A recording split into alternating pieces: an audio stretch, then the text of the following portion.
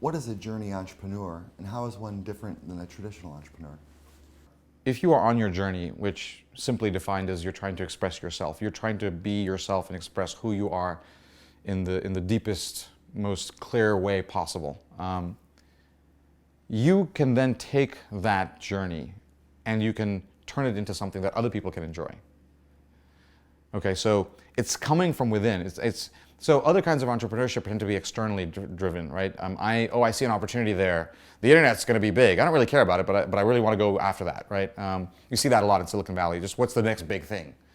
And do I have a passion for that? Do I have alignment with that? Is it really what I care about? Nah, but it's going to be big, so I'm going to go after it that way. Or the other approach is, do I know that it's going to work?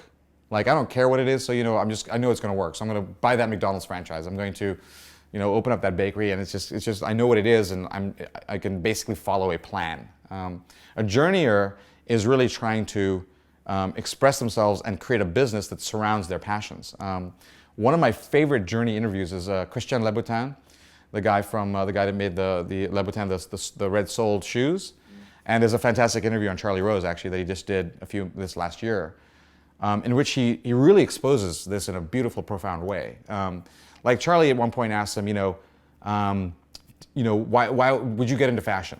You make these shoes, would you get into fashion? He's like, Charlie, I don't know. I would never get into fashion. I don't know. I love the shoes. I don't want the fashion. And so everyone else would be like, this doesn't make sense. You've got this like multi-gazillion dollar opportunity here to go into fashion. And he's like, that's not me, right? And so everybody else is trying to impose their idea of what this is about. But the journeyer knows they're this curator, and they know, no, that's not actually what this is about, right?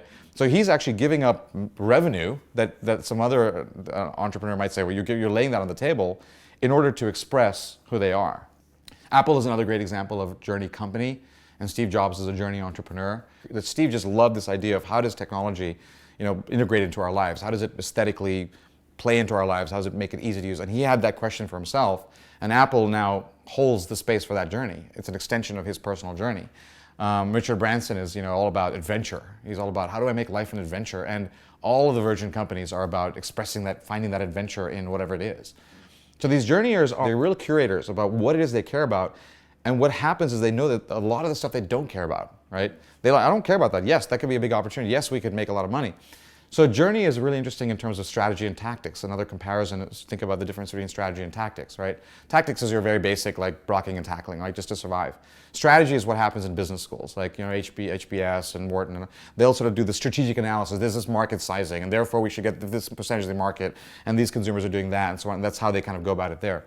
The journeyer doesn't. They might use those tools secondarily, but their core thing is this true to who we are? Okay. If it's not true to who we are, we're not going to do it. So think about how Apple looks at stores. Apple looks at, everyone's like, oh, Apple stores. No, from Apple's point of view, it's like, how do we make a giant product that you walk into?